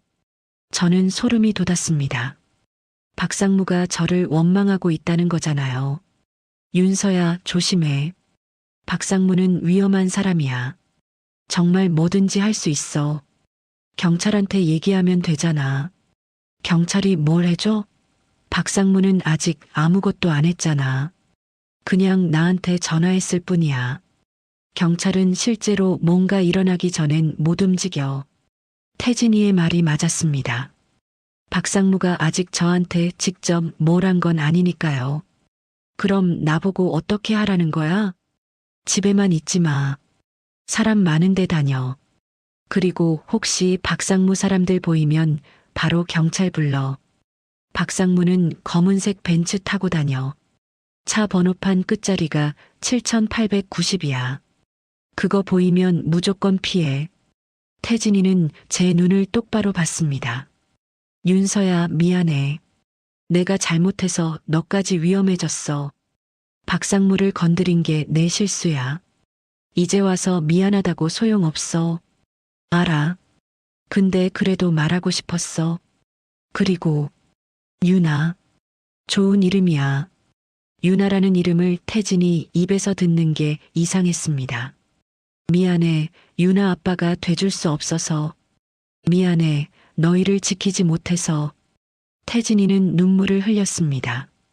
저는 그 모습을 가만히 봤어요. 불쌍하다는 생각은 들지 않았습니다. 자업자득이니까요. 면회 시간 끝났습니다. 교도관이 말했습니다. 태진이가 일어났어요. 윤서야, 조심해. 제발. 저는 대답하지 않았습니다. 태진이가 끌려나갔어요. 저도 면회실을 나왔습니다. 밖에서 수연 이모가 기다리고 있었습니다. 뭐래? 박상무가 보석으로 나왔대요. 그리고 저를 노리고 있대요. 수연 이모의 얼굴이 굳었습니다. 뭐? 보석으로? 어떻게? 5억 내고 나왔대요. 당장 경희 언니한테 연락해야겠다. 우리는 서둘러 아파트로 돌아왔습니다. 엘리베이터를 타고 올라가면서 저는 계속 주변을 살폈어요. 혹시 누가 따라오는 건 아닌지. 집에 도착해서 시어머니한테 상황을 설명했어요. 시어머니는 심각한 표정을 지었습니다. 박상무가 나왔다고? 위험하겠는걸? 어머니, 어떡하죠? 일단 집 밖에 나가지 마. 그리고 경비를 강화해야겠어. 시어머니는 핸드폰을 꺼내 누군가에게 전화했습니다. 여보세요, 저 경희예요. 혹시 경호원 구할 수 있어요? 며느리 보호해야 해서요. 경호원이요? 그렇게까지 해야 하나요? 네, 급해요. 오늘 당장 와줄 수 있어요? 고마워요. 전화를 끊고 시어머니가 말했습니다. 내 지인이 경호회사 운영해. 저녁에 경호원 2명 보낸대. 당분간 너 옆에 붙어 있을 거야. 어머니, 그렇게까지 안 해도. 박상무가 얼마나 위험한 사람인지 몰라서 그래. 태진이 빚쟁이들한테 맞았을 때도 박상무가 시킨 거야. 그 사람은 돈을 위해서라면 뭐든지 해. 저는 창밖을 내다봤습니다. 아파트 주차장이 내려다 보였어요. 저녁 시간이라 차들이 하나둘 들어오고 있었죠. 그때 검은색 벤츠 한 대가 눈에 들어왔습니다. 저기, 저 차. 수연 이모가 창가로 왔습니다. 무슨 차? 검은색 벤츠요. 태진이가 박상무 차 번호 알려줬거든요. 끝자리가 7890이라고. 저는 차 번호판을 확인하려 했지만 너무 멀어서 잘 안 보였어요. 벤츠는 주차장 한쪽에 멈춰 섰습니다. 하지만 아무도 내리지 않았어요. 저 차에 사람이 타고 있어요. 시어머니도 창가로 왔습니다. 우리 셋은 긴장한 채 차를 지켜봤어요. 10분쯤 지났을까요? 차 문이 열리고 남자 한 명이 내렸습니다. 60대쯤 돼 보이는 남자였어요. 회색 양복을 입고 있었죠. 남자는 천천히 아파트 입구를 바라봤습니다. 그리고는 핸드폰을 꺼내 어디론가 전화를 걸었어요. 바로 그때 제 핸드폰이 울렸습니다. 모르는 번호였어요. 받지 마. 수연 이모가 말했습니다. 하지만 저는 받았어요. 누군지 확인하고 싶었거든요. 여보세요? 윤서 씨, 나 박상무야. 저는 숨이 막혔습니다. 창밖에 남자가 박상무였던 거예요. 지금 아파트 앞에 있어. 내려와서 얘기 좀 하자. 싫어요. 경찰 부를 거예요. 경찰? 내가 뭘 잘못했는데? 그냥 얘기하자는 건데. 윤서 씨, 나도 억울해. 이태진 빚 때문에 나까지 사채업으로 조사받게 됐잖아. 박상무의 목소리는 차분했습니다. 오히려 그게 더 무서웠어요. 나는 그냥 돈 빌려준 것뿐이야. 그런데 윤서 씨가 경찰에 신고하는 바람에 내 인생이 망가졌어. 제 잘못이 아니에요. 남편이 저를 죽이려 했잖아요. 그건 이태진이 한 짓이지. 나랑은 상관없어. 나는 그냥 돈 받으려고 했을 뿐이야. 박상무는 한숨을 쉬었습니다. 윤서 씨, 우리 합의하자. 내가 손해본 거 있잖아. 보석금 5억, 변호사 비용 1억. 이거 보상해주면 조용히 물러날게. 보상이요? 6억만 주면 돼. 윤서 씨한테는 20억 있잖아. 6억 정도는 줄 수 있지? 박상무는 제가 돈을 받은 걸 알고 있었습니다. 어떻게 알았을까요? 안 주면 어떻게 되는데요? 글쎄, 나도 살아야 하니까. 방법을 찾아야겠지. 협박이었습니다. 저는 전화를 끊어버렸어요. 손이 부들부들 떨렸습니다. 경찰 불러. 시어머니가 말했습니다. 수연 이모가 바로 신고했어요. 네, 박상무가 지금 아파트 앞에 있어요. 협박 전화도 왔고요. 경찰이 오기까지 15분쯤 걸렸습니다. 그동안 박상무는 차에 그대로 있었어요. 담배를 피우며 우리 아파트를 올려다보고 있었죠. 경찰차가 도착했습니다. 경찰관 2명이 내려 박상무에게 다가갔어요. 뭔가 대화를 나누더니 박상무가 차에서 내렸습니다. 경찰관이 신분증을 확인했죠. 잠시 후 경찰관이 저희 집으로 올라왔습니다. 윤서 씨, 박상무 본인 맞습니다. 근데 아직 불법 행위를 한 건 아니라서요. 그냥 차 타고 있었을 뿐이거든요. 협박 전화했잖아요. 통화 내용 녹음하셨나요? 아니요. 그럼 증거가 없어요. 박상무는 그냥 얘기하자고 했을 뿐이라고 주장하고 있고요. 저는 답답했습니다. 박상무가 저를 협박했는데 증거가 없다는 거잖아요. 일단 경고는 했습니다. 윤서 씨한테 접근하지 말라고. 혹시 또 연락 오면 바로 신고하세요. 그리고 다음부턴 꼭 녹음하시고요. 경찰이 떠나고 나자 저는 소파에 주저앉았습니다. 박상무가 언제든 나타날 수 있다는 게 너무 무서웠어요. 저녁 무렵 경호원 2명이 왔습니다. 30대 남자들이었어요. 건장했죠. 안녕하세요, 윤서 씨. 저희가 당분간 보호하겠습니다. 네, 감사합니다. 경호원 1명은 아파트 현관 밖 복도에서 대기하고 1명은 집 안에 있었습니다. 이제 좀 안전하다는 느낌이 들었어요. 밤이 되자 시어머니가 제 방으로 왔습니다. 윤서야, 무섭지? 네. 무서워요. 괜찮아. 경호원도 있고 우리가 다 지켜줄게. 시어머니는 제 손을 잡았습니다. 곧 유나 나올 텐데 그 전까지 아무 일 없게 할게. 약속해. 고마워요, 어머니. 저는 배를 쓰다듬었습니다. 유나는 오늘따라 조용했어요. 엄마가 불안하다는 걸 느끼는 걸까요? 유나야, 괜찮아. 우리 곧 만나. 그때까지만 조금만 참아. 그날 밤 저는 핸드폰 설정에서 통화 녹음 기능을 켰습니다. 다음에 박상무가 전화하면 꼭 녹음해야 했어요. 증거를 남겨야 했으니까요. 창밖을 보니 주차장에 검은색 벤츠가 여전히 서 있었습니다. 박상무는 떠나지 않은 거예요. 저를 지켜보고 있는 거죠. 저는 커튼을 쳤습니다. 더 이상 보고 싶지 않았어요. 그리고 침대에 누웠습니다. 잠이 오지 않았습니다. 귀를 기울이니 복도에서 경호원이 움직이는 소리가 들렸어요. 그 소리가 조금 안심이 됐습니다. 새벽 3시쯤 핸드폰이 울렸습니다. 또 모르는 번호였어요. 저는 녹음 버튼을 누르고 전화를 받았습니다. 윤서 씨, 자고 있었어? 미안. 박상무였습니다. 왜 또 전화하는 거예요? 생각해봤어? 6억. 내일 오후까지 입금하면 돼. 안 줄 거예요. 그래. 그럼 할 수 없지. 윤서 씨, 출산 예정일이 2주일 남았다며? 산부인과 검진은 계속 가야 하지 않아? 저는 온몸에 소름이 돋았습니다. 박상무가 제 일정을 알고 있었어요. 협박하는 거예요? 협박? 아니야. 그냥 걱정돼서. 만삭인데 조심해야지. 길 조심하고. 전화가 끊어졌습니다. 저는 떨리는 손으로 녹음 파일을 저장했어요.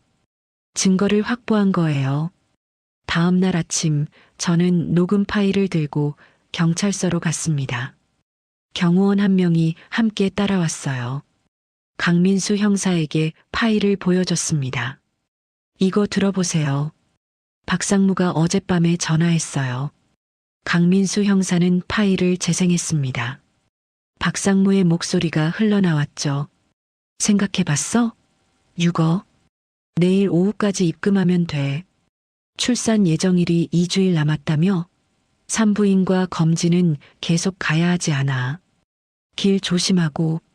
강민수 형사의 표정이 굳었습니다. 이건 명백한 협박이네요. 특히 마지막 부분. 길 조심하고는 위협으로 해석될 수 있어요. 그럼 박상무를 잡을 수 있나요? 네. 이 녹음 파일이면 충분합니다. 보석 조건 위반이에요. 피해자한테 접근 금지 명령이 내려져 있었거든요. 강민수 형사는 바로 체포영장을 신청했습니다. 오늘 중으로 박상무 체포하겠습니다. 윤서 씨는 집에 계세요. 경호원이랑 같이요. 저는 안도하며 집으로 돌아왔습니다. 하지만 마음 한구석은 여전히 불안했어요. 박상무가 체포되기 전까지는 안심할 수 없었거든요. 오후 2시쯤 경찰에서 연락이 왔습니다. 윤서 씨, 박상무 체포했습니다. 정말요? 네. 사무실에 있다가 잡혔어요. 협박죄 추가됐으니까요. 그리고 박상무의 세금 탈루 혐의까지 확인되었어요. 이제 걱정하지 않으셔도 됩니다. 저는 전화를 끊고 시어머니한테 말했습니다. 어머니, 박상무 잡혔대요. 다행이다. 이제 진짜 안전하겠네. 시어머니는 안도의 한숨을 쉬었습니다. 수연 이모도 기뻐했어요. 윤서야, 이제 마음 놓고 출산 준비해. 곧 유나 만나잖아. 맞아요. 이제 출산 예정일이 열흘밖에 안 남았어요. 저는 서둘러 아기용품을 준비하기 시작했습니다. 일주일이 지났습니다. 평화로운 일주일이었어요. 박상무도 태진이도 더 이상 제 삶을 방해하지 않았습니다. 저는 매일 산책을 하고 아기 방을 꾸몄어요. 시어머니와 수연 이모가 도와주셨죠. 이 모빌 어때? 귀엽지? 수연 이모가 별 모양 모빌을 보여줬습니다. 예쁘다. 유나가 좋아하겠어요. 우리는 웃으며 모빌을 아기 침대 위에 달았습니다. 작은 방이었지만 유나를 위한 공간이었어요. 노란색 벽지에 하얀 가구들. 따뜻하고 포근한 느낌이었죠. 윤서야, 가방 쌌어? 병원 갈 때 들고 갈 거. 시어머니가 물었습니다. 저는 고개를 끄덕였어요. 네, 다 챙겼어요. 속옷이랑 세면도구, 아기 옷. 좋아. 이제 진통만 기다리면 되겠네. 출산 예정일이 사흘 남았을 때 변호사 사무실에서 연락이 왔습니다. 윤서 씨, 이혼 소송 준비 다 됐어요. 남편분 재판이 다음 주에 있으니까 그 다음에 이혼 소송 시작하면 될 것 같아요. 네, 알겠습니다. 태진이의 재판이요.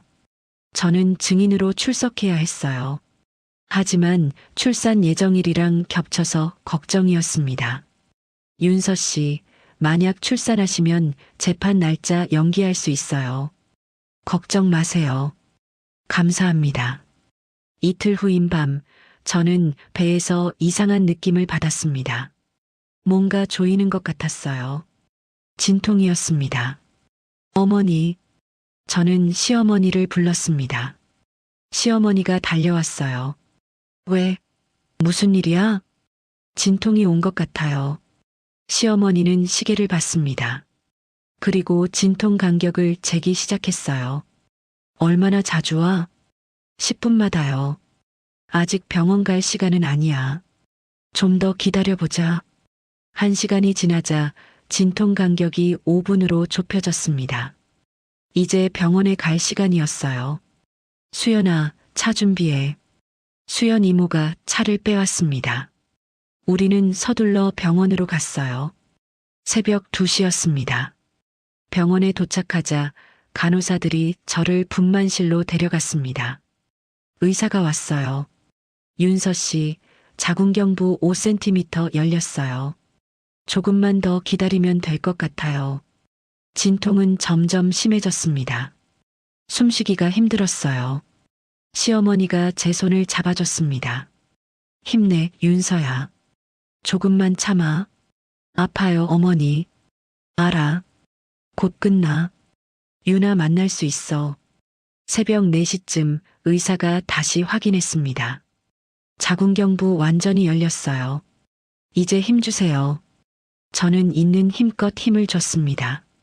땀이 주르륵 흘렀어요. 온몸이 떨렸죠. 조금만 더요. 거의 다 왔어요. 의사의 목소리가 들렸습니다. 저는 다시 한번 힘을 줬어요. 그리고 드디어 아기 울음소리가 들렸습니다. 축하합니다. 건강한 딸이에요. 딸이요. 저는 유나를 낳은 거예요. 간호사가 아기를 제 품에 안겨줬습니다. 작고 따뜻한 생명이었어요. 유나는 눈을 감고 있었죠. 안녕, 우리 딸. 엄마야. 저는 유나에게 속삭였습니다. 눈물이 났어요. 행복한 눈물이었죠. 이 아이를 지켜냈다는 안도감이었습니다. 시어머니도 울고 있었습니다. 우리 손주, 이렇게 예쁘게 태어났구나. 수연 이모도 눈물을 닦았어요. 유나야, 잘 왔어.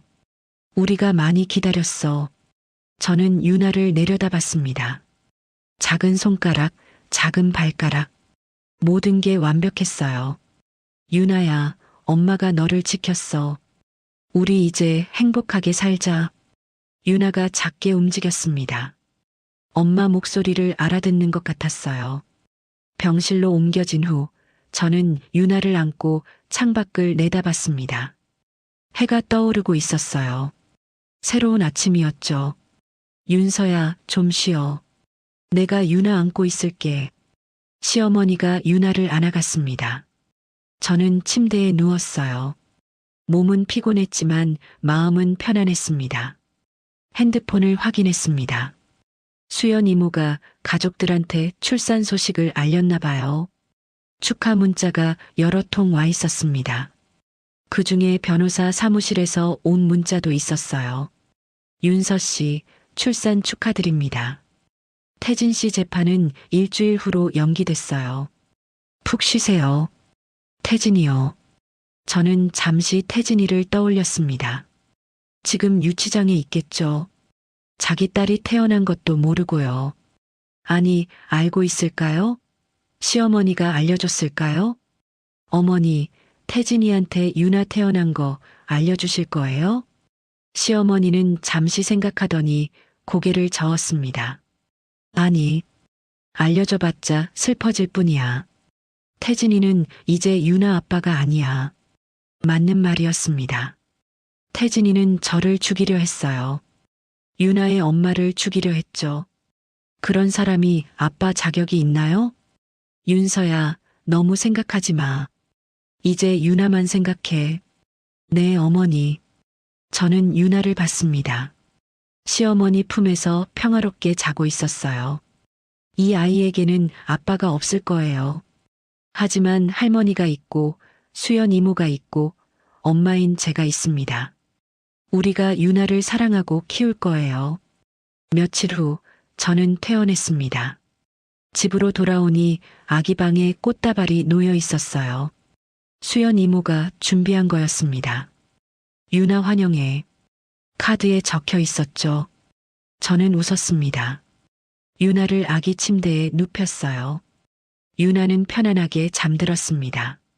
우리 집이야, 유나야. 여기서 행복하게 살자.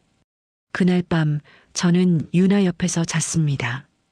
유나의 작은 숨소리를 들으며 잠이 들었어요. 평화로운 밤이었습니다. 일주일 후 태진이의 재판 날이 왔습니다. 저는 유나를 시어머니한테 맡기고 법원에 갔어요. 증인석에 섰습니다. 증인은 피고인 이태진의 처가 맞습니까? 판사가 물었습니다. 네, 맞습니다. 피고인이 증인을 살해하려 했다는 것이 사실입니까? 네, 사실입니다. 저는 처음부터 끝까지 증언했습니다. 보험 가입, 차 사고 계획, 시어머니의 경고, 모든 것을 말했어요. 태진이는 고개를 숙이고 있었습니다. 한 번도 저를 쳐다보지 않았어요. 피고인, 증인의 증언이 사실입니까? 판사가 물었습니다. 태진이가 천천히 고개를 들었어요. 네, 사실입니다. 왜 그런 짓을 했습니까? 빚 때문이었습니다. 변명의 여지가 없습니다. 판사는 망치를 두드렸습니다. 피고인 이태진은 살인미수 및 보험사기 미수로 징역 12년을 선고합니다. 12년이요. 유나가 초등학교 졸업할 때쯤 나오겠네요. 저는 법정을 나왔습니다. 태진이가 끌려가는 모습을 봤지만 돌아보지 않았어요. 집으로 돌아오니 유나가 울고 있었습니다. 배고픈 거였어요. 저는 유나를 안고 젖을 물렸습니다.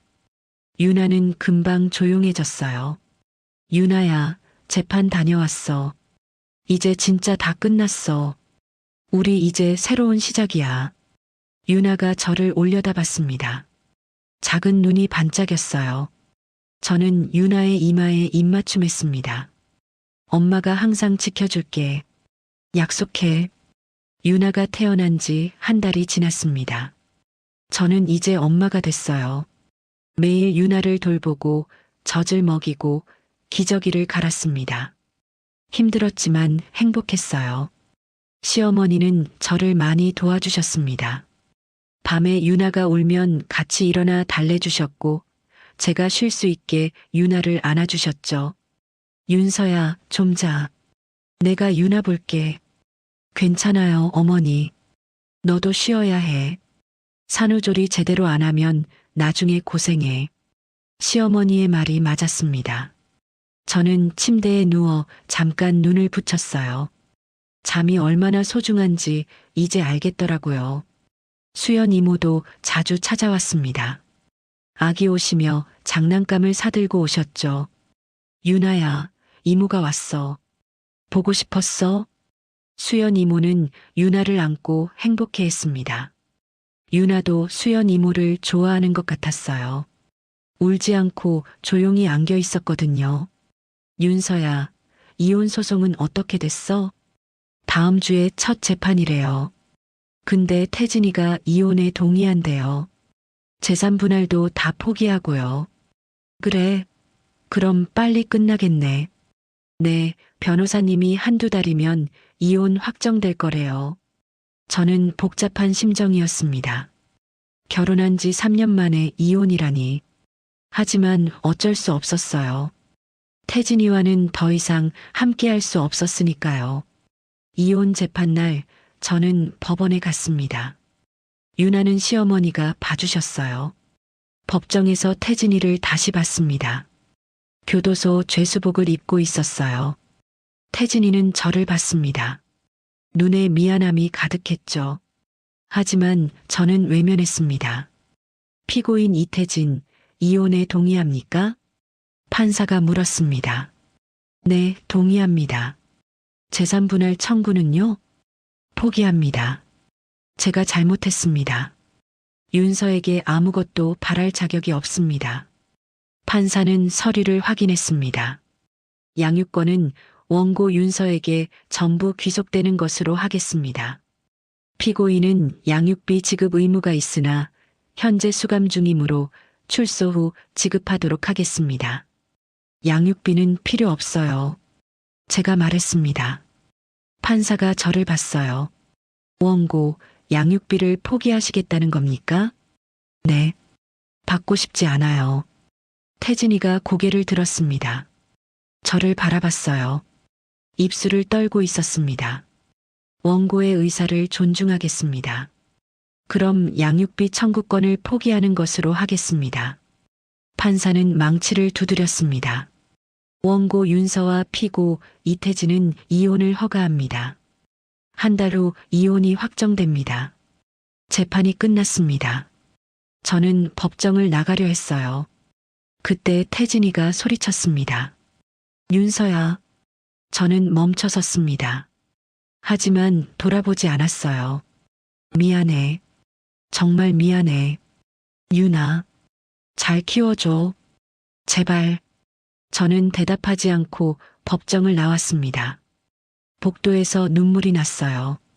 슬퍼서가 아니라 이제 진짜 끝났다는 안도감이었습니다. 한 달 후 이혼이 확정됐습니다. 저는 다시 윤서가 됐어요. 이태진의 아내가 아니라 윤아의 엄마 윤서였습니다. 윤서야, 축하해. 이제 새로운 시작이야. 수연 이모가 말했습니다. 우리는 작은 파티를 열었어요. 케이크를 사고 샴페인을 땄습니다. 윤아도 함께였죠. 윤아야, 엄마가 이제 자유야. 우리 행복하게 살자. 윤아가 웃었습니다.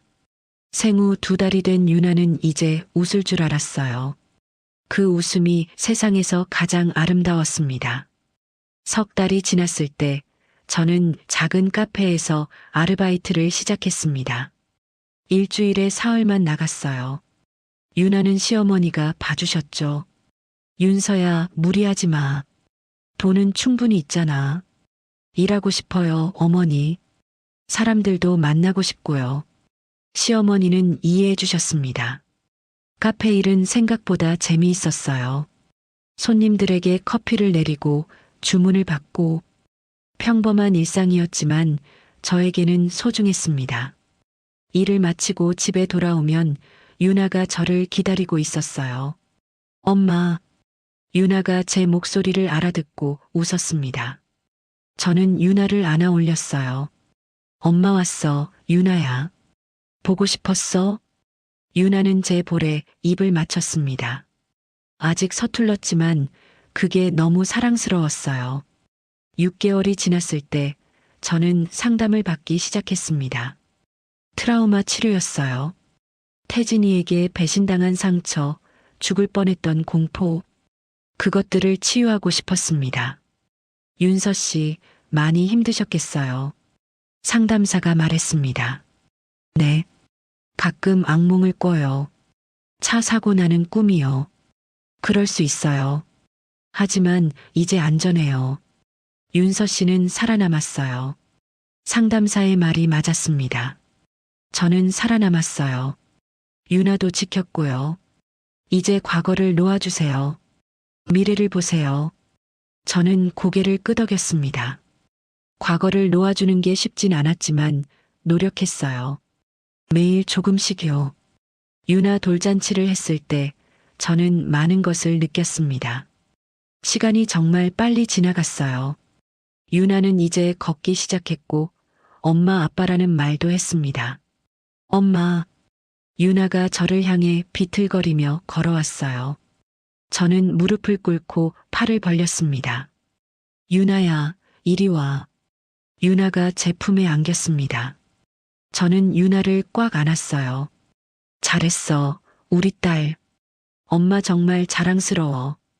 돌잔치에는 시어머니의 친구들과 수연 이모, 그리고 카페 사장님도 오셨어요. 모두 유나를 축하해줬습니다.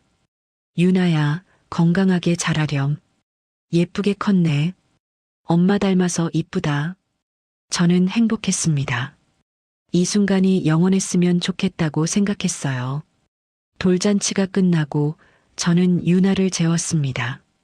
그리고 일기를 썼어요. 유나가 태어난 날부터 계속 쓰고 있었거든요. 유나야, 오늘은 내 첫 번째 생일이었어.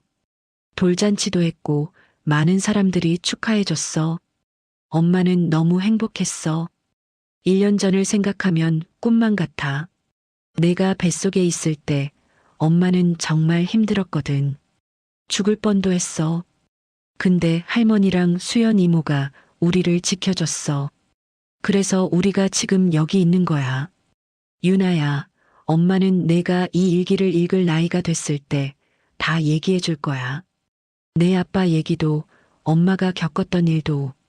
지금은 어리니까 모르지만 나중에 알아야 해. 그게 우리의 이야기니까. 하지만 슬퍼하지 마. 우리는 행복하니까. 엄마가 항상 사랑해. 일기를 쓰고 나니 마음이 편안해졌습니다. 저는 유나 옆에 누워 잠들었어요. 2년이 지났을 때 저는 카페 매니저가 됐습니다. 사장님이 승진시켜 주신 거예요. 윤서 씨, 일 잘해요. 손님들도 좋아하고. 매니저 해볼래요? 정말요? 감사합니다. 저는 열심히 일했습니다. 유나도 어린이집에 다니기 시작했어요. 저는 이제 독립적인 사람이 됐습니다. 가끔 태진이 생각이 났습니다. 지금 교도소에서 뭘 하고 있을까? 유나를 보고 싶어 할까? 하지만 그건 중요하지 않았어요. 태진이는 이미 과거였으니까요. 어느 날 변호사 사무실에서 연락이 왔습니다. 윤서 씨, 이태진 씨가 면회 신청했어요. 유나를 보고 싶대요. 안 돼요. 제 대답은 단호했습니다. 유나는 아빠를 모르고 자라는 게 나아요. 나중에 크면 제가 설명할게요. 지금은 아니에요. 알겠습니다. 그렇게 전달하겠습니다. 저는 전화를 끊었습니다. 태진이는 유나 아빠가 아니에요. 그냥 생물학적 아버지일 뿐이죠. 3년이 지났을 때 유나는 어린이집에서 그림을 그려왔습니다. 엄마 봐. 우리 가족이야.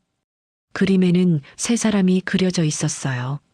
저, 시어머니, 그리고 유나. 예쁘다, 유나야. 여기 엄마, 여기 할머니, 여기 나. 유나는 신나게 설명했습니다. 아빠는 없었어요. 유나한테는 이게 가족이었죠. 유나야, 우리 가족 맞아. 엄마랑 할머니랑 유나. 응, 우리 가족 최고. 유나가 웃었습니다. 저도 웃었어요. 우리는 행복했습니다. 밤에 유나를 재우면서 저는 생각했습니다. 4년 전 그날, 시어머니가 저를 집 밖으로 내보냈던 그날. 만약 그날이 없었다면 저는 지금 여기 없었을 거예요. 유나도요. 하지만 우리는 살아남았습니다. 그리고 행복하게 살고 있어요. 유나야, 잘 자. 엄마가 사랑해. 나도 사랑해, 엄마. 유나가 눈을 감았습니다. 저는 유나의 이마에 입맞춤했어요. 창밖을 보니 달이 밝게 떠 있었습니다. 아름다운 밤이었어요. 내일도 모레도 이런 평화로운 밤들이 계속되길 바랐습니다. 저는 거실로 나왔습니다. 시어머니가 텔레비전을 보고 계셨어요. 어머니, 감사해요. 뭐가? 저랑 유나 살려주셔서. 그때 어머니 아니었으면 우리 없었을 거예요. 시어머니는 제 손을 잡았습니다. 윤서야, 너는 내 딸이야. 유나는 내 손주고. 당연히 지켜야지. 정말 감사해요. 우리는 한참 동안 손을 잡고 앉아 있었습니다. 말은 필요 없었어요. 서로의 마음을 알고 있었으니까요. 그날 밤 저는 마지막 일기를 썼습니다. 유나야, 이제 일기를 그만 쓸 거야. 내가 크면 이 일기장을 줄게. 그리고 우리 이야기를 다 해줄 거야. 엄마가 얼마나 힘들었는지, 하지만 너를 지키기 위해 얼마나 노력했는지, 그리고 할머니와 수연 이모가 우리를 얼마나 사랑했는지. 유나야, 너는 사랑받기 위해 태어났어. 앞으로도 계속 사랑받을 거야. 엄마가 약속해. 엄마는 평생 너를 지킬 거야. 사랑해, 우리 딸. 일기장을 덮고 저는 서랍 깊숙이 넣었습니다. 유나가 10살쯤 되면 꺼내줘야겠어요. 저는 침대에 누워 눈을 감았습니다. 평화로운 잠이 찾아왔어요. 내일은 또 어떤 하루일까요? 유나와 함께하는 평범한 하루겠죠. 그게 제가 바라는 전부예요. 평범하고 행복한 일상이요. 저는 미소 지으며 잠에 빠져들었습니다. 긴 악몽은 끝났어요. 이제는 아름다운 꿈만 꿀 거예요. 유나와 함께요. 오늘 이야기처럼 세상엔 아직 따뜻함이 남아 있습니다. 구독과 좋아요로 그 따뜻함을 계속 전하겠습니다. 댓글로 주인공에게 한 줄 응원도 부탁드려요. 지금 이 순간의 당신 참 잘하고 있습니다. 응원합니다. 늘봄 드라마였습니다.